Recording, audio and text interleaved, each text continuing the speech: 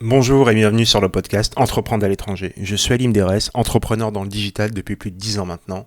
Dans ce podcast, je vais à la rencontre d'entrepreneuses et d'entrepreneurs ayant décidé de créer leur business hors de leur pays d'origine. Je vous laisse avec l'invité du jour, je vous souhaite un très bon épisode et je vous dis à bientôt.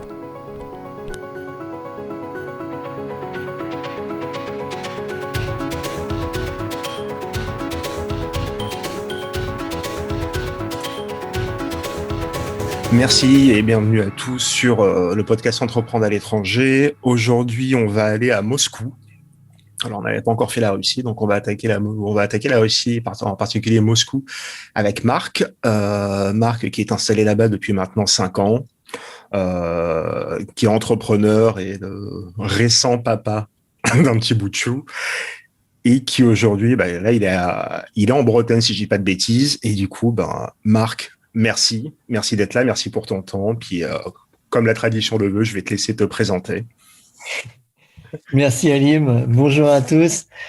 Alors, effectivement, je suis papa d'un franco-russe, Félix, depuis 5 mois et demi. Ça m'a forcément changé littéralement la vie. Et effectivement également, je suis à Rennes parce que Covid oblige. Mes parents ne l'avaient jamais rencontré et il est déjà devenu un petit peu grand, donc il fallait forcément créer un petit peu le lien et pour pouvoir l'entretenir plus tard avec ses grands-parents. Pour revenir à la question de départ, donc la Russie, le business de façon générale et donc l'entrepreneuriat, je me présente en quelques mots. Donc je suis directeur et cofondateur donc de l'entreprise Zentrum LLC. C'est Zentrum Certification Russia, qui est une agence de certification pour l'homologation des produits destinés à être vendus en Russie et pour assurer tout simplement la bonne utilisation des différents produits auprès des Russes et finalement de tous les habitants de la communauté eurasiatique. Donc voilà un petit peu pour mon activité. Donc cette agence-là, c'est une agence qui est située à Moscou. On a une dizaine de salariés à l'heure actuelle et on aide principalement les entreprises françaises qui souhaitent exporter leurs produits, donc des produits textiles, des produits industriels, des produits alimentaires, des produits, enfin des meubles, tout ce qui peut être finalement exporté en Russie et vendu donc à travers tous les réseaux de distribution en direct, à travers l'e-commerce, etc. Ce sont autant de produits qu'on peut, sur lesquels nous pouvons accompagner l'entreprise française dans la certification et dans la mise en place réglementaire de leur stratégie en Russie. Voilà, Alim, pour la petite présentation. Ouais, c'est assez particulier. C'est la première fois que j'ai une personne qui vient de ce milieu-là. Un milieu très administratif, hein, faut aimer le papier. Mais c'est ce que j'allais dire, parce que généralement, je reçois des personnes j'en ai très peu reçu qui étaient dans le produit, mais c'était dans l'artisanat, dans quasiment le fait main. Et sinon, après, c'est beaucoup dans le service. On a une génération notre génération travaille énormément dans le service. Et du coup, dans l'administratif, j'en avais jamais eu. Administratif administratif réglementaire et presque douanier finalement. C'est ça, parce que non, mais du coup, non, mais j'ai 50 questions qui me traversent l'esprit. Déjà, comment tu arrives là-dedans? Bon, très Parce simple. que je pense que tu n'as aucun cursus universitaire français qui forme à ça. On est d'accord. Soit je me trompe. Ouais, non, ne te trompe pas, non. Non, mais disons que j'avais fait quand même un cursus qui se rapprochait de près ou de loin. J'avais fait un cursus en affaires et management international à l'IAE à Nice. J'avais fait un master là-bas et j'avais quelques matières, bien sûr, orientées sur l'exportation des différentes, des différentes marchandises et toutes les règles qui étaient liées. Que l'on parle, par exemple, d'Incoterms, de réglementation, de réglementaire, avec la certification, l'homologation des produits, etc. Donc finalement, j'avais vu ça. Oui, j'avais vu ça d'une vision assez large. Hein, j'étais pas du tout rentré dans le détail et j'ai lancé ça sans forcément trop m'y connaître. Moi, je suis quelqu'un qui est vraiment guidé par l'opportunisme de façon générale. Et ce cofondateur avec lequel j'ai débuté cette entreprise, lui connaissait un bon rayon dans ce domaine et il me donnait envie de suivre. Voilà. Donc, il m'a formé, on a avancé tous les deux sur cette entreprise. Moi, j'avais la fibre commerciale par rapport, bien sûr, enfin, bien sûr, et aussi à mon aspect français et le fait même que voilà, je sois de nature communicative et commerciale de façon générale. Donc, on a orienté de par ces différentes compétences, donc notre agence vers la France. Et donc, c'est devenu la première agence française de certification en Russie. Euh, donc voilà, forcément, il n'y a rien qui a été fait dans mon cursus pour que je tombe là-dedans, sauf l'opportunité d'un jour rencontrer la bonne personne qui m'a dit, tiens, Marc, tu sais, j'ai eu plein de problèmes par le passé avec la certification. Je sais que tu connais rien, mais moi, je peux te former. Et vu que tu es français, eh ben, ça peut t'aider. Voilà. Et finalement, ça a marché. Et finalement, ça a marché. Ça a marché parce que je voulais aussi, pour un côté un peu plus personnel, donner un sens à mon expatriation en Russie, ou du moins à ma localisation géographique à Moscou et en Russie de façon générale. Parce que avant, et là je reviens un petit peu sur la question initiale, qui est pourquoi avoir fait ça, c'est que j'avais jamais pensé à ça à la base. Moi, je suis venu en Russie pour ma copine, qui est devenue ma femme. Et à ce moment-là, quand j'ai atterri à Moscou, je suis atterri aussi avec ma première entreprise, qui était une entreprise de recrutement. J'avais un cabinet de recrutement, j'avais mon associé qui était à Francfort, et j'ai continué le recrutement franco-allemand, donc rien à voir avec la Russie, depuis Moscou pendant 1 an et demi, 2 ans. À un moment donné, il y avait une question de sens qui se posait. J'étais en Russie, mais je faisais rien de russe. Je ne dealais pas du tout avec les Russes. J'avais rien à voir du tout dans mon activité professionnelle à partir du moment où je me levais le matin et je rentrais le soir à la maison avec la Russie. Donc forcément, le sens, il y en avait plus. Donc j'ai décidé d'arrêter. Cette opportunité de cette agence s'est présentée et j'ai dit banco, j'ai sauté dessus. Voilà. D'accord. Le parcours l'arrivée dans ce domaine de la certification, forcément inconnu dès le départ.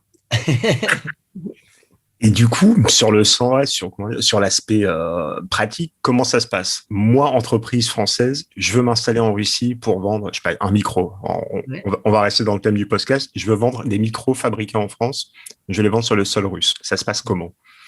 En passant par une entreprise comme la tienne. Écoute, ça se passe de façon finalement très pragmatique.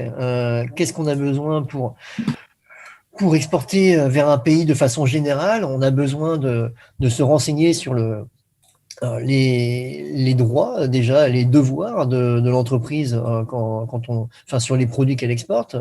Et dans ces devoirs-là, il y a un devoir réglementaire qui est de s'assurer de la bonne conformité des produits avec les règles locales, les normes. Ces normes-là, il y en a des normes, par exemple en Europe, on parle de normes CE, Mhm.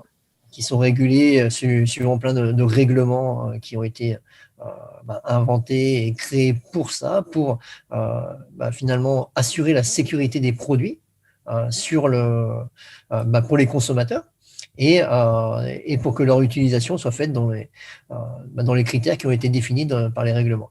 Et en Russie, c'est pareil. Et on ne parle pas de CE, on parle de EAC. Et c'est un petit logo qui est apposé sur chacune des marchandises, chacun des produits, qui confirme justement donc la fiabilité des produits par rapport à ce qui a été défini sur le sol russe, à savoir les normes qui ont plus ou moins été d'ailleurs copiées sur l'Europe par rapport à la question simple de qualité de ce qui avait été fourni par l'Europe. Donc, pour revenir à ce que toi, tu demandais là-dessus, C'est très simple. Une entreprise qui fabrique des micros, la première chose que je lui demande, c'est est-ce qu'elle a déjà bien réfléchi à sa stratégie pour la Russie? La Russie, c'est pas un pays dans lequel on peut exporter comme ça du jour au lendemain. C'est un pays pour lequel, par exemple, on peut recevoir une commande qu'on peut livrer Ouais. d'un seul coup, et puis cette commande, pour 70% des entreprises, elle restera unique. Donc cette commande-là, pour le coup, il faut quand même, il faut quand même assurer aussi la sécurité, et donc certifier la conformité des produits. Euh, D'accord. Là-dessus, on intervient de façon voilà, simple, efficace. En un mois ou deux, suivant la difficulté des produits, on peut donc remettre les différents documents. Et une fois que la certification est en main de l'entreprise, livrer donc son client russe et le client devra dédouaner les produits une fois arrivé sur le sol russe et il utilisera donc ces différents documents, donc les certificats. Ça, c'est la façon numéro une. Donc, c'est le client qui a une seule commande. Mais généralement, quand un client voit, une fois qu'il a fait sa première commande, réalisé la première commande, qu'il voit que ça s'est bien passé, il réfléchit à mettre en place une stratégie, soit avec une stratégie de distribution, soit une stratégie de vente en direct. Mais dans tous les cas, il va falloir penser à la certification et c'est là où on intervient donc, pour les clients qui veulent certifier des séries de produits. Euh, et qui ont besoin donc de livrer plusieurs fois les mêmes produits ou alors des produits différents de toutes les gammes dont dispose l'entreprise. À ce moment-là, donc l'entreprise fait appel à nous aussi et nous demande de faire certifier les produits. On remet les différents certificats et là, elle traite en direct avec les clients ou avec les distributeurs. Donc, pour résumer la situation, donc quelqu'un qui veut exporter des micros finalement en Russie doit déjà bien réfléchir à sa stratégie commerciale, doit voir s'il répond juste à une commande et donc et voir s'il a la capacité ensuite en interne de pouvoir créer un nouveau marché donc, pour la Russie, ou alors donc une entreprise qui a déjà un peu pignon sur rue ou qui a vu que le produit pouvait forcément correspondre aux attentes du marché russe. Là, ça va être le second cas et on va organiser le tout pour que les exportations se passent de la meilleure façon. Voilà. D'accord, ouais, donc ouais, en somme, c'est comme pour beaucoup d'entreprises et beaucoup de produits dans n'importe quel pays, faut juste se poser ouais, deux, trois bonnes questions au départ. C'est ça et voir à plus long terme. Parce que finalement, on parle d'investissements qui sont qui peuvent être assez conséquents. Donc, le fait de répondre à une commande, c'est une chose, mais le fait d'avoir une vision à long terme, c'en est une autre. Et c'est là aussi où euh, notre partie de conseil est vraiment importante. On essaye de faire rentrer le maximum de produits à chaque fois dans les certificats, tout simplement pour que les entreprises puissent les utiliser au maximum et pendant le plus longtemps possible. Donc, ça, le, c'est le côté plus qu'on essaie d'apporter aussi à chaque client là-dessus, quoi. Et du coup, au quotidien, tu me disais avoir une dizaine de salariés. Les relations se passent comment? Quand tu es français, que tu as des salariés en Russie, donc des salariés russes, ça se passe comment? Il y a je vais pas parler de relations d'égal à égal entre le patron et le salarié, mais voilà, ça se passe comment en termes parce que des fois il peut y avoir des tensions comme dans n'importe quelle boîte, il peut y avoir des incompréhensions parfois culturelles. Du coup, est-ce que tu as déjà été confronté à ça? Forcément, la Russie, c'est un très beau pays, mais c'est aussi un pays qui nous vient de l'époque communiste, qui est devenu Russie suite à la chute de l'URSS. Et bien sûr, il reste forcément de nombreuses traces. Une des traces, par exemple, c'est la présence des actes. Les actes, c'est des papiers qui disent qu'on a rempli une prestation euh, et qui doivent être signés des deux côtés, donc de la part du fournisseur et de la part du client. C'est des choses dont on n'a jamais entendu parler en France, en Europe, de façon générale, D'accord. et qui donnent du boulot à des personnes qui ont été définies pour faire des actes. La même chose pour des personnes qui tamponnent sur des tampons, etc., etc., etc. Donc, il y a des différences culturelles initiales qu'il faut appréhender, qu'il faut accepter parce qu'on n'a pas le choix, et pour lesquelles, même si c'est totalement idiot, par exemple le coup des actes ou le coup des doubles tampons, Ouais. c'est comme ça. Et ça, c'est quelque chose pour lequel bah, il faut être prêt. Du moins, il faut se dire que sans ça, on ne pourra pas bien s'intégrer en Russie. La Russie est un super pays, elle est vraiment ouverte sur plein de choses, sur tout de façon générale. Les populations sont hyper accueillantes, pleines de beauté, intérieure comme extérieure, mais il y a des différences. Et par exemple, en termes euh, de ressources humaines, donc les différents salariés avec lesquels nous travaillons, qui nous ont rejoints progressivement un par un, bah, c'est toujours intéressant parce qu'il y en a qui vont rester une semaine, il y en a qui vont rester un mois, et il y en a qui vont rester beaucoup plus longtemps.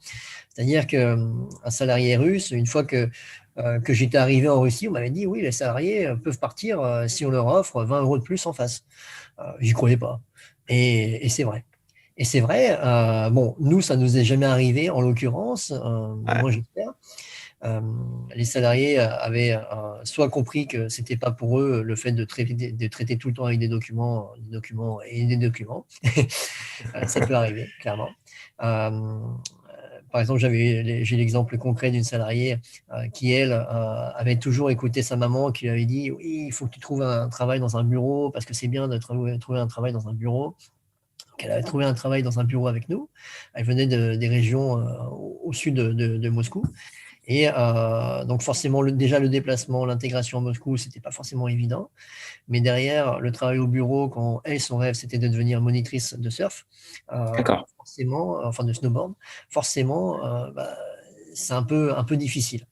Et elle a fait un mois, elle a été très franche, très carrée. Et ça, c'est quelque chose que je respecte énormément chez les Russes, c'est qu'ils ont un franc-parler quand il faut, euh, qui est, qui est vraiment idéal.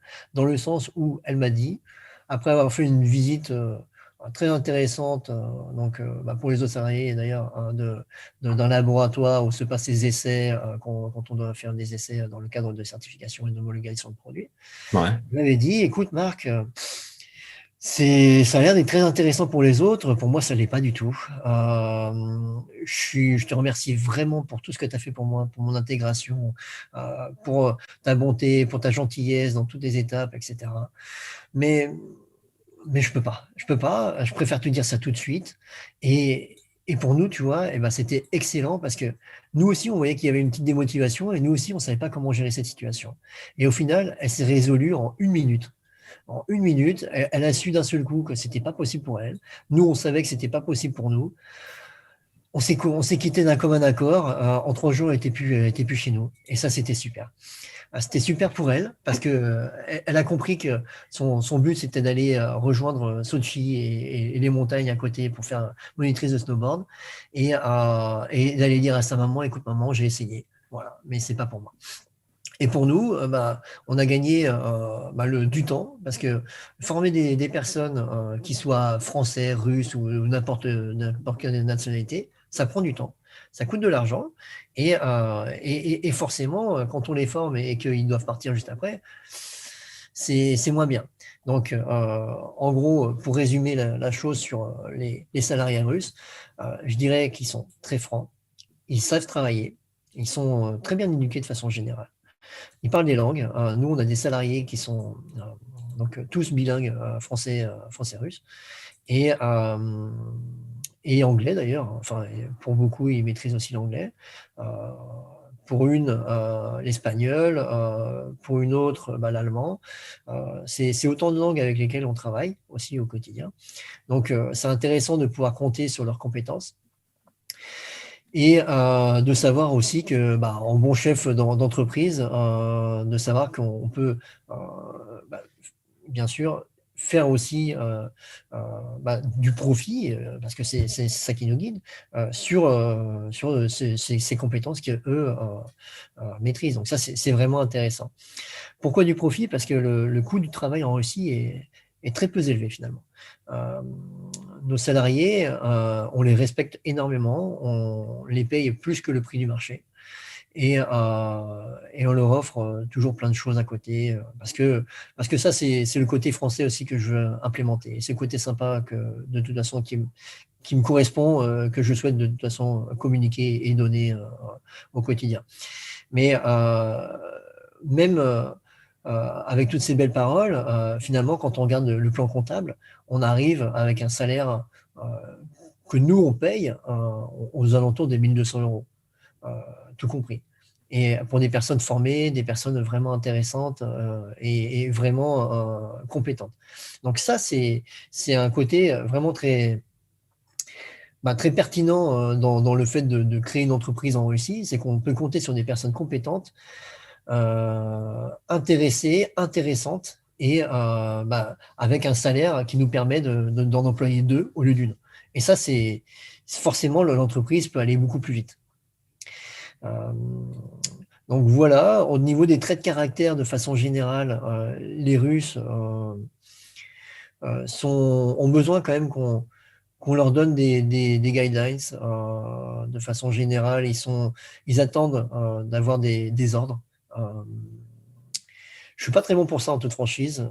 C'est plus mon collègue et associé Dimitri, qui est mon cofondateur, qui lui sait très bien les manager, euh, qui a beaucoup plus une expérience russe en la matière. Euh, Moi, je suis peut-être un petit peu trop sympa là-dessus. Les Russes ont besoin aussi qu'on soit très strict de temps en temps. Euh, et ça, c'est pas Ça crée un équilibre. exactement, exactement. Et surtout, ils ont besoin aussi, et c'est un vrai besoin, je l'ai vu, hein, c'est pas c'est juste une lubie d'un directeur d'entreprise ou quoi que ce soit. Ils ont besoin qu'il y ait une relation hiérarchique très respectée. C'est assez fou. Moi, je pensais plutôt le côté start-up où tout le monde est sympa, tout le monde est content, tout le monde est à la même échelle. En fait, c'est pas ça, ça marche pas. Ça marche pas parce que ça dure pas longtemps, déjà d'une, et surtout, eux, ils trouvent pas le sens, les salariés. Ils comprennent pas. Et après, finalement, ça déraille. Soit ils partent, soit ils restent, mais ils font n'importe quoi et donc ils finissent par partir. Et ils ont besoin d'avoir une vraie hiérarchie imposée et, et de s'y tenir. Ça, pour moi, ça a été quelque part une surprise parce que, bon, d'une, déjà, moi, je ne savais pas faire. Donc, j'ai appris avec mon associé et, et, et c'est très bien parce que ça forme aussi. Ça forme pas forcément au directeur d'entreprise que j'aurais souhaité être le plus sympa possible, etc. Ouais, toujours sourire, toujours être le plus cool. Alors, ce que je suis, hein, de façon générale, j'essaye de le rester, mais j'essaye d'apprendre aussi à être un petit peu, c'est horrible à dire, mais craint. Parce que c'est un mot que les Russes, ils aiment dire en termes de management. Il faut savoir être craint de temps en temps. Moi, je trouve ça horrible, personnellement, mais c'est une réalité. C'est une réalité parce que sans ça, il n'y a pas de management possible en Russie. Euh, et ça, je ne parle pas juste de ma petite entreprise quelque part. Je parle de façon générale dans toutes les entreprises dans lesquelles j'ai pu aller, chez les clients, chez les fournisseurs, euh, tout ça, et même au niveau de mon entourage dans les différentes entreprises dans lesquelles travaillent tous mes amis, quoi. Donc voilà un petit peu comment. Alors euh, que, je coupe, ouais, alors que paradoxalement, dans d'autres pays, ouais, c'est un truc qui a tendance à disparaître, ou c'est pour ça que je te parlais d'égalité entre employeurs et salariés, où c'est plus la, plus la limite est fine entre les deux, et Mhm. plus ça se passe bien dans une entreprise. Eh oui, mais ça, moi, c'était moi aussi. Ça, moi, je pensais que c'était ça. C'est comme ça que j'ai travaillé en Allemagne, dans mon cabinet de recrutement. Ça se passait très bien aussi. Mais finalement, il faut s'adapter aussi euh, aux différences culturelles. Et en l'occurrence, ça en est une vraie. C'est, c'est très intéressant. Ça montre un autre rapport finalement entre le salarié et le directeur. Et même entre les salariés entre eux. C'est-à-dire qu'ils ont besoin d'un vrai, par exemple, nous on a des chefs de projet et des assistants, euh, ils ont besoin de savoir, outre la différence en termes de salaire, ils ont besoin de Ouais. savoir qu'il y a un intitulé, une, comment on appelle ça, ouais, bah, tout simplement un intitulé de poste différent qui doivent être valorisés là-dessus. D'accord, donc quoi, tu veux dire que le titre Le titre, merci. importe beaucoup. Exactement. Le titre importe beaucoup. Ouais. Ouais, c'est fou parce on en parle régulièrement par rapport au Portugal. C'est qu'au Portugal, tu peux pas appeler quelqu'un qui a fait des études, de grandes études, Mhm. tu peux pas l'appeler par son prénom et son nom, simplement. C'est tu l'appelles Monsieur Docteur Intel. Ah, c'est comme en Autriche. Voilà, tu D'accord. signifies qu'il est docteur. Donc des Ouais. fois, si tu Ouais, passes comme sur en des Autriche. boîtes aux lettres Ouais, et bah, tu vois, c'est Monsieur l'ingénieur Juan Alameda. ah, ouais, Juan Alameda, pardon. Et des fois, c'est pas que c'est compliqué, c'est qu'après, c'est que tu as une culture. Là aussi, il y a une culture. Moi, une je viens de culture de France. statut. Voilà. Ouais. Je viens de France. Après, même, ne serait-ce que culturellement, je parle Mhm. arabe. J'ai vécu au Maroc. Bon. Et voilà, il y a pas de en arabe, il n'y a pas de vouvoiement, quoi. Ah, Il ouais. n'y a pas de vouvoiement. Et il n'y a pas longtemps, donc là, c'est l'une des prochaines invitées que je vais avoir, pareil, qui est libanaise. Et Ça va être intéressant. on a échangé au téléphone Ouais. et elle vit au Portugal. Et elle travaille en anglais. Et on a discuté au téléphone, et en fait, et tu te rends compte, ouais, on se tutoyait, on se vouvoyait, on se tutoyait, on se vouvoyait. Et à un moment donné, on a stoppé la discussion. On va se tutoyer, ça va être beaucoup plus simple pour toi, pour moi. Ah. Et c'est en fait, sa langue maternelle étant l'arabe, il n'y a pas le vouvoiement. Elle travaille en anglais, le you. Ah, tu sais pas si tu vouvoies, tu tutoies. Et en fait, on s'est rendu compte qu'on parlait français tous les deux. Mais en fait, ouais, on faisait 25 fautes par phrase à cause du tutoiement et du vouvoiement. Et c'est vrai que culturellement, au Portugal, tu as ça aussi. Tu vois des titres, mais monsieur docteur machin, monsieur ingénieur machin, monsieur professeur machin. Mais ça, c'est intéressant. Et est-ce que ça apparaît aussi dans les formulaires qu'on doit répondre, Ouais, auxquels on ah doit bien répondre? sûr. Ah non, mais ça, tu le mets même sur ta boîte aux lettres. Ça, c'était exactement la même chose en Allemagne. Tu vois, quand j'avais ma boîte là-bas, c'était pareil. Alors, quand on fait du recrutement et qu'on doit présenter forcément des candidats allemands à des entreprises, même françaises, les Allemands, bah, ils, ils donnaient, oui, Diplom-Ingenieur, Rolf, Schmeichel, mais Diplom-Ingenieur. Donc, dans tous les cas, à chaque fois, il y avait le titre. C'est forcé. Bon, c'est une question de valorisation, je ne sais pas, mais c'est vrai que pour nous, Français, ça fait forcément un peu bizarre. Et ben là, en l'occurrence, dans un pays ex-communiste comme la Russie, qui appelait tout le monde camarade, à la même échelle, eh ben aujourd'hui, ils veulent quand même avoir euh, une certaine hiérarchie qui soit respectée et avoir le statut identifié. Donc ça, c'est la même chose, par exemple, avec les voitures.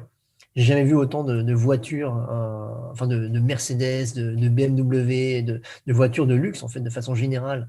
Euh, je- je- Après avoir vécu en Allemagne, hein, normalement, ça devrait être là-bas où je devrais en voir le plus, mais non, c'était à Moscou. À Moscou, il y a que des voitures de luxe. Les gens, ils gagnent un salaire de 1500 euros grand maximum par mois et ils s'offrent la dernière classe E, quoi.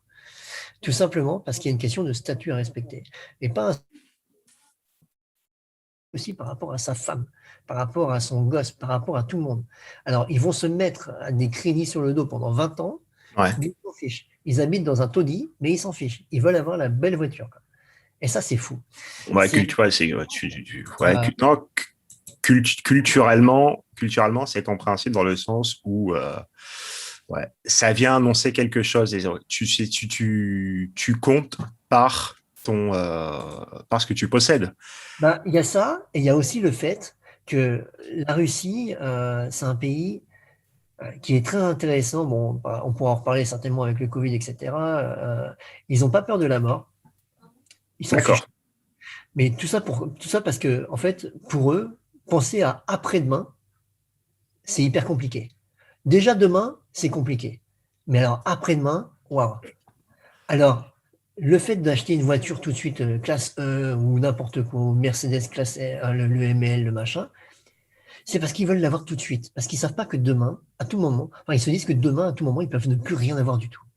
Et ça, ils veulent l'avoir vécu. Et c'est hyper D'accord. intéressant parce qu'ils vivent le présent à fond. Quand il y avait la période communiste, ils ont été restreints sur tout.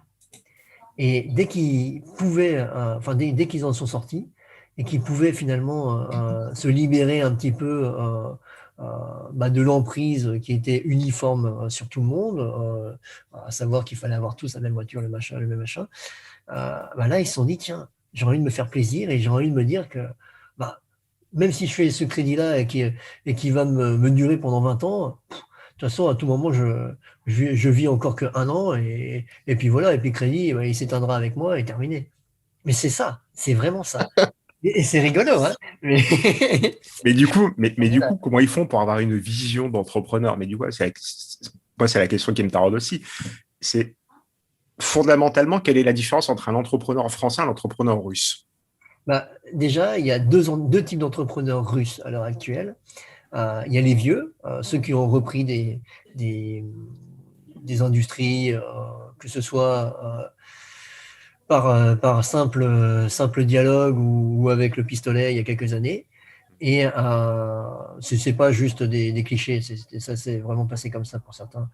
Euh, et aujourd'hui, les nouveaux entrepreneurs, type successful, qui eux essayent de prendre finalement une dimension plus tournée vers l'ouest, qui se disent tiens comment ça marche ailleurs et comment on peut essayer de se démarquer aussi ici. Donc de façon générale, l'entrepreneur, enfin le travailler en Russie, c'est un gros bordel, mais l'entrepreneuriat, même, enfin l'entrepreneuriat nouveau, disons, russe, c'est très intéressant.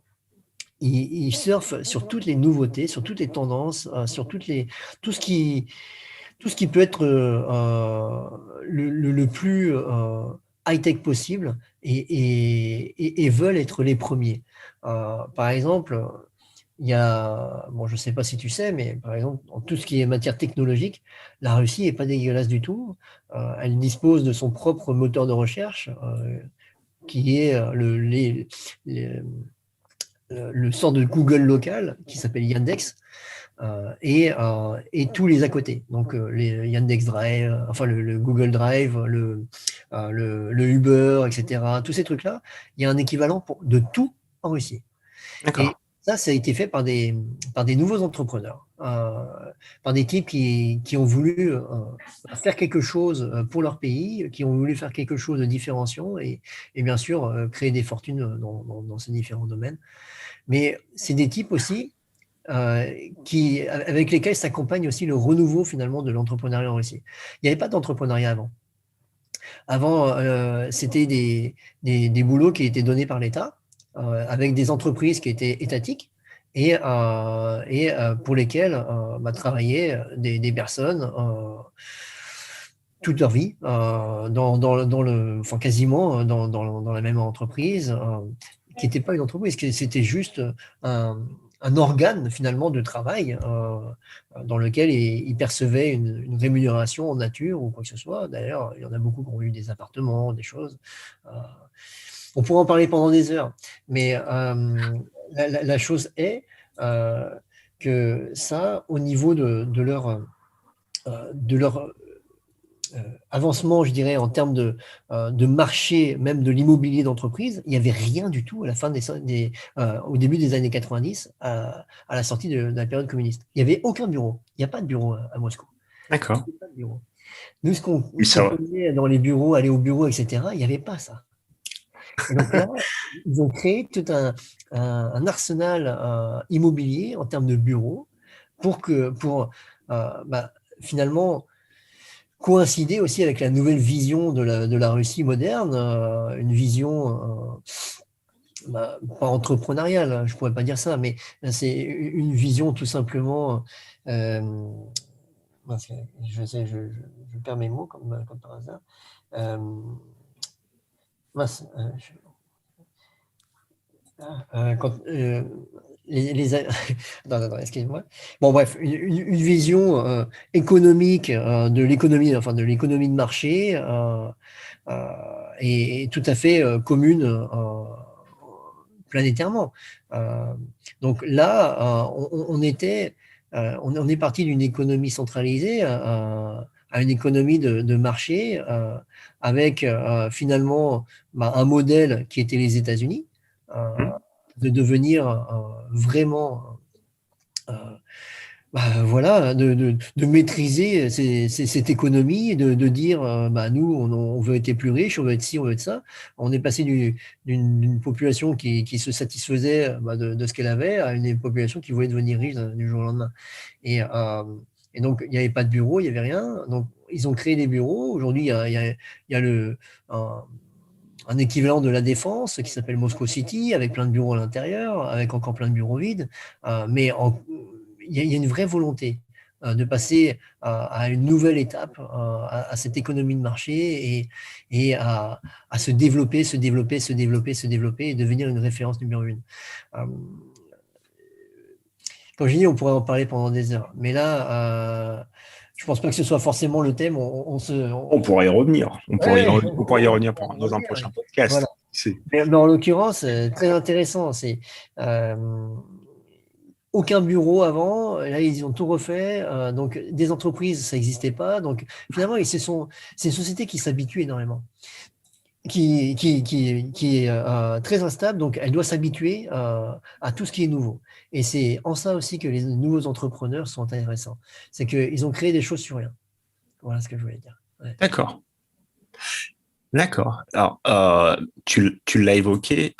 Comment tu as vécu le Covid et comment tu as vécu le Covid, surtout l'année 2020 en Russie et comment ils l'ont, tes salariés l'ont vécu, comment ton équipe l'a vécu et la société moscovite.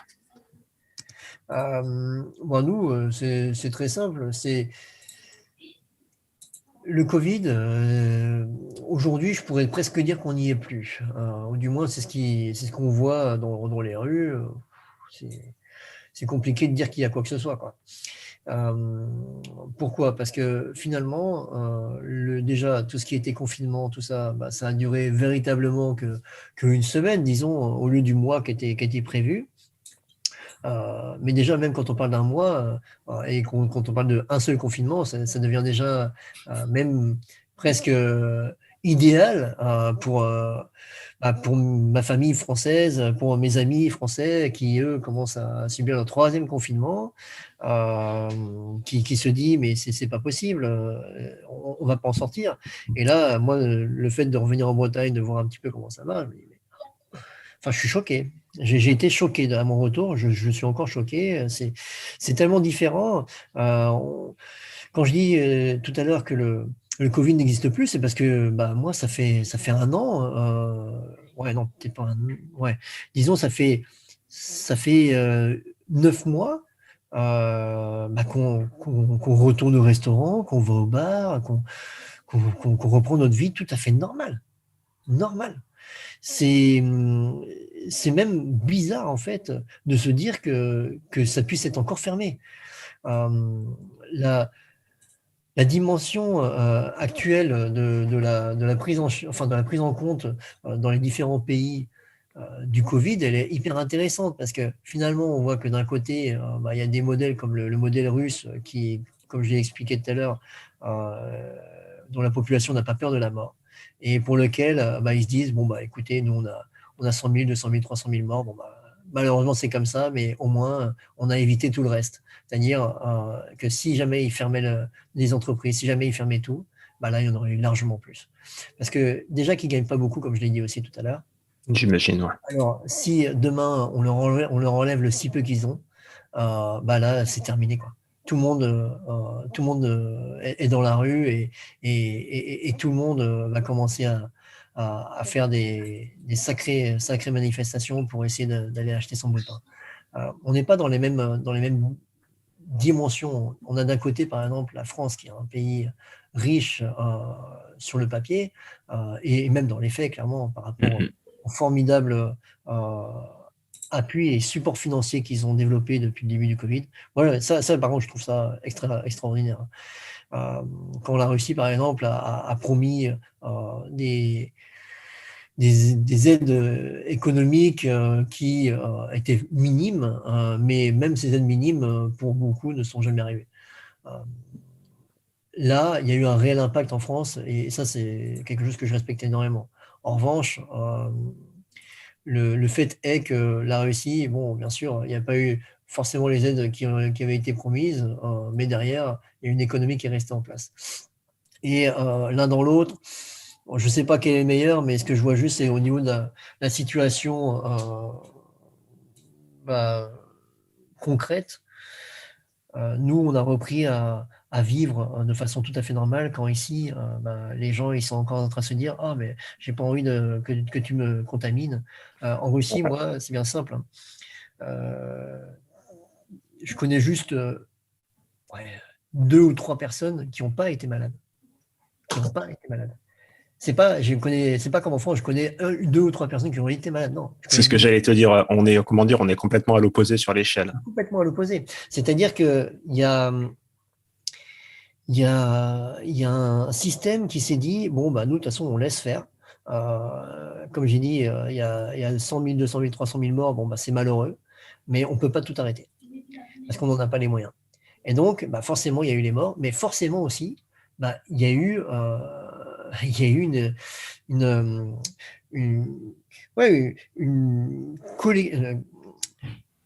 finalement une collectivisation, non, pas une collectivisation, comment je pourrais dire, il y a eu une immunité collective qui s'est créée. Et par exemple, à Moscou, j'avais lu des trucs, c'était 48% d'immunité collective, quoi.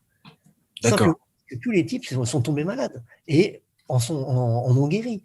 Donc, forcément, ça pose des questions. On se dit que de fermer, de refermer et de refermer, finalement, c'est un peu comme ce que disait une illustre personne dont je ne connais plus le nom. C'est bien simple, c'est-à-dire qu'il faut être totalement idiot de penser qu'en faisant toujours la même chose, on peut avoir des résultats différents. Et là, moi, c'est à ça que ça me fait penser, le fait de reconfiner et de reconfiner tout le temps. C'est que finalement, on ne résout pas le problème. On le repousse. Tu le repousses. Et là, en Russie, le problème a été résolu de quelque part par le simple fait qu'ils ont laissé faire. Donc, question, est-ce qu'il fallait faire ça? Est-ce qu'il ne fallait pas faire? On ne pourra jamais savoir. On ne pourra jamais savoir. Et moi, mon but, ce n'est pas de juger telle ou telle action. Je vois juste sur le résultat, clairement, je vis mieux en Russie à l'heure actuelle dans la période Covid. C'est sûr. Du coup, il y a une question que je pose tout le temps. C'est est-ce que tu envisages de revenir en France définitivement? Parce que là, tu es en France. Donc là, là, te poser la question aujourd'hui, ça n'a pas beaucoup de sens. C'est bon. Est-ce que tu veux revenir en France définitivement après une longue période d'expatriation ou pas? Je pense que de toute façon, pour mon côté personnel, je vais juste aborder juste après. Mais de façon générale, pour les expatriés, quand ils se plaisent dans leur pays, ce qui est mon cas, quand ils se plaisent dans leur pays, il y a toujours une volonté de pouvoir rester le plus longtemps possible, voire même pour certains d'y aller jusqu'à leur retraite et de s'y établir jusqu'à la fin de leur jour. C'est très intéressant comme concept, moi j'aime beaucoup et je pense que je pourrais très bien y adhérer, mais pour mon côté personnel, avoir une famille en Russie, c'est très bien, ça se passe Bon, c'est intéressant. Il y a plein de côtés social qu'on ne connaît pas forcément en France, qui sont totalement différents, sur lesquels on doit payer, etc. Mais pour autant, il y a plein d'autres où c'est mieux aussi. Donc, la balance, elle n'est pas positive, elle n'est pas négative, elle est quasiment équivalente. Je me plais très bien à l'heure actuelle pour me dire, enfin pour la question de savoir si je dois y rester pendant encore 10 ou 20 ans. 20 ans, je dirais que c'est un peu ambitieux. Non, je pense pas.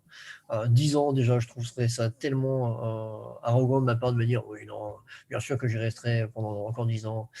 La réponse, elle est autre.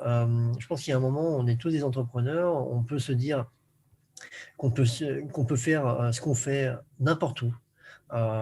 Mais que la priorité, finalement, elle doit être dans sa famille.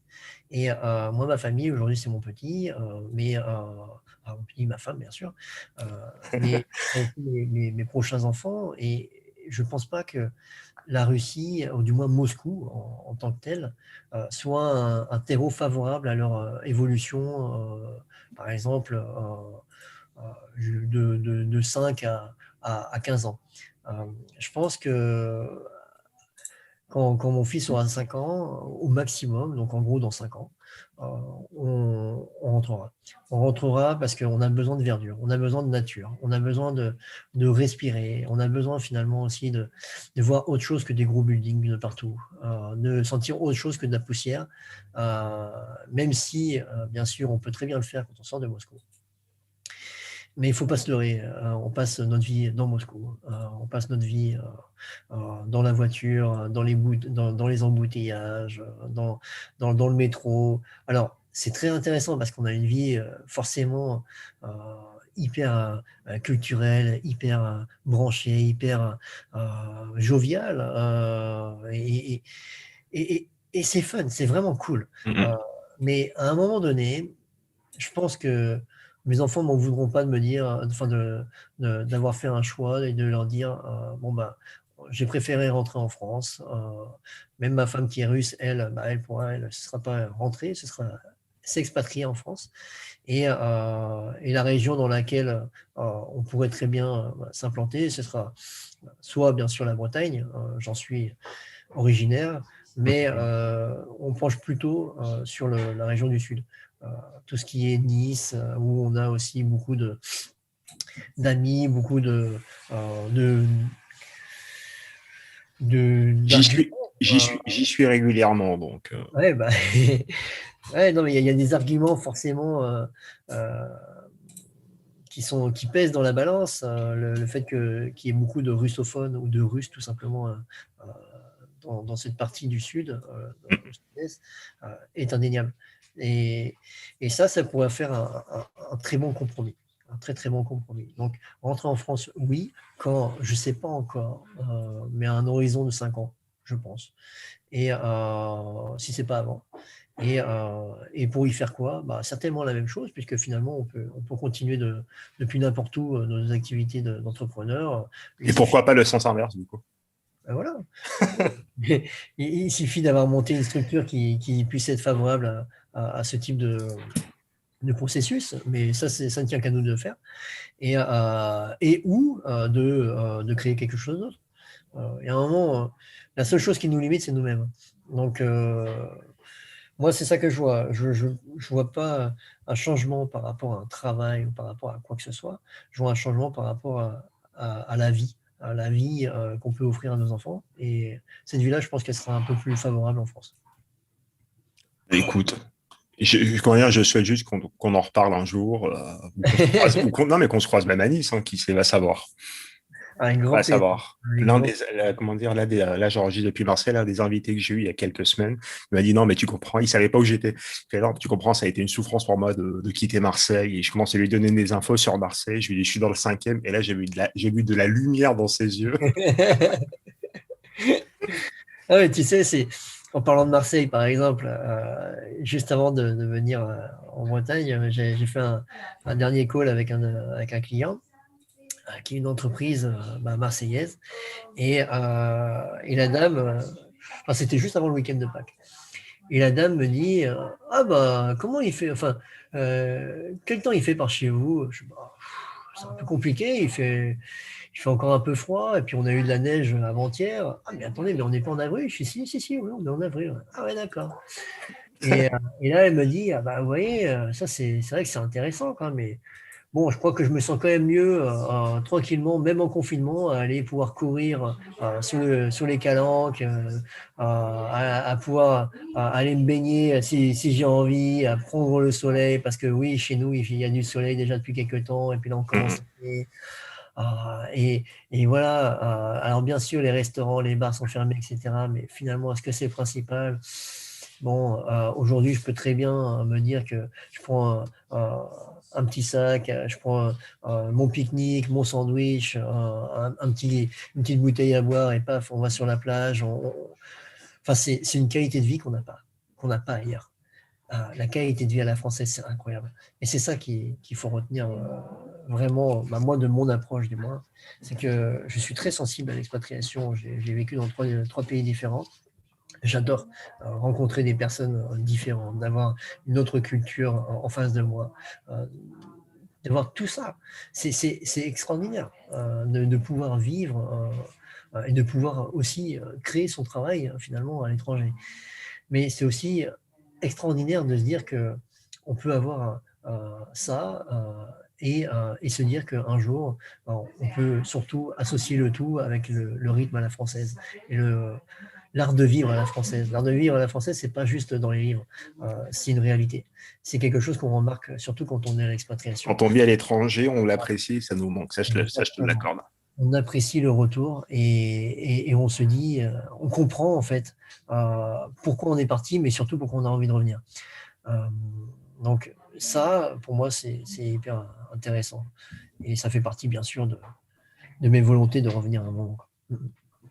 Écoute, qui sait, on se recroisera en France, va savoir. Voilà. Marc, Marc, je te remercie bah, pour l'heure que tu m'as accordée, bah, même un peu plus, puisqu'on on a un peu bavardé avant aussi. Merci pour tout. On met ça en boîte et de toute façon, tu seras informé dès sa diffusion. Et puis écoute, ouais, bah, encore merci de m'avoir appris, du coup, d'avoir appris aussi aux auditeurs ben, pas mal de choses sur le marché russe, sur la Russie aussi. Et de venir un peu, tu sais, casser soit les codes, soit les clichés qu'on peut avoir. On en a tout le temps sur les pays étrangers. Oh, bien sûr. On en a tout le temps. Du Et puis la coup, Russie, c'est vrai que c'est un pays quand même qui en fourmille pas mal de clichés. non, mais c'est à force, c'est un pays qu'on connaît qu'à force de clichés. Ah oui, ça c'est Ils font clair. froid, rustre, il fait froid. Ok, mais mis à part ça. Et ce qui est vrai aussi, hein. Attention, un Russe est très froid de premier abord, mais très C'est très ça. chaud ensuite. C'est C'est ça qui ça. est. En fait, il faut passer le premier abord. Et à partir du moment où on a commencé à s'intéresser à l'autre, que ce soit un Russe, que ce soit n'importe qui, un étranger de façon générale, Hum, c'est génial. Il faut pouvoir passer le second, la seconde, comme si on était en voiture je suis et d'accord avec toi. on essaie de découvrir, de s'intéresser. Parce Hum. qu'une fois qu'on a réussi à s'intéresser, bah, c'est là où on voit la vraie richesse. Et moi, c'est ce que je me dis tous les jours quand je suis en Russie, que j'essaye de passer outre le premier aspect où j'ai une porte de prison en face de moi. Je me dis que là, ouais, il faut se dire qu'il y a quelqu'un de formidable à l'intérieur. Et parce que tu arriveras forcément à la trouver, cette personne formidable. Donc voilà. Et je tiens juste aussi à préciser que tout ce que j'ai aussi dit sur la Russie, ça ne tient qu'à moi, c'est mon analyse personnelle de mes 5 dernières années. Enfin, oui, de mes 5 années en Russie, quoi, mais de ces 5 dernières années que j'ai passées dans ce merveilleux pays. Et en l'occurrence, je serais très intéressé d'ailleurs si jamais il y avait des auditeurs qui auraient des opinions différentes pour qu'on en discute. Écoute, on en fera un appel. Je mettrai ça, mais vraiment, je mettrai ça à la publication. J'appellerai toutes les personnes qui ont des avis différents sur la Russie Parce à que moi, venir débattre avec nous. ça me plaît, ça me permet aussi d'évoluer et de m'intéresser encore plus. Parce que je suis très curieux de nature et j'aime beaucoup entendre généralement ce qu'ont à dire les autres personnes d'un pays que je connais ou que je crois connaître. Euh, et, euh, et parce on en apprend toujours plus. Voilà. Marc, merci. Je te dis, bah, écoute, à très vite. Ouais. Profite de la Bretagne. Profite de la Merci. Bretagne. Et je te dis encore merci pour le temps que tu m'as accordé. Et je vous remercie tous d'être restés jusqu'au bout. On a papoté pendant près d'une heure. J'espère que vous en avez appris autant que moi. Et je vous souhaite une très bonne semaine et je vous dis à bientôt.